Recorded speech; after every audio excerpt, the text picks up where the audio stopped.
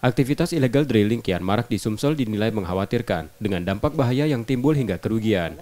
Menurut Polda Sumsel, penanganan merupakan pekerjaan bersama termasuk masyarakat yang diminta berperan aktif dengan turut serta mengawasi lingkungan mereka dan kooperatif dalam arahan atau sosialisasi yang diberikan. Sebagai upaya penanganan, Polda Sumsel dan stakeholder terkait akan memfasilitasi 2 kabupaten rawan ilegal drilling, yakni Musi Banyuasin dan Musirawas, melalui tata kelola sumur minyak dengan penguatan kapasitas kelompok masyarakat, akses permodalan dan kredit lunak bagi masyarakat pemilik sumur minyak. Rencana tata kelola itu mengakomodir perlindungan masyarakat dan lingkungan yang nantinya masuk dalam revisi Permen ESDM. Masyarakat yang saat ini masih melakukan aktivitas ilegal drilling diminta berhenti. Perintah dari Bapak Kapolda Sumsel sudah sangat tegas. Jadi segala bentuk ilegal yang ada di wilayah Sumatera Selatan itu tidak boleh beroperasi.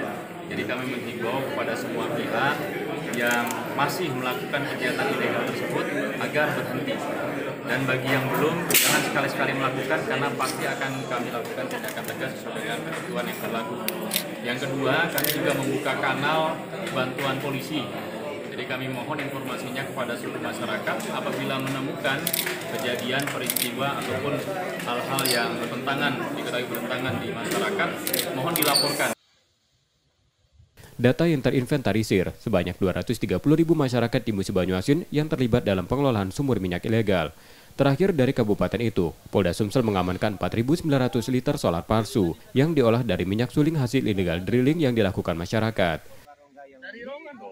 Reski Oktora, Mukas Diferensial, Kompas TV, Palembang, Sumatera Selatan.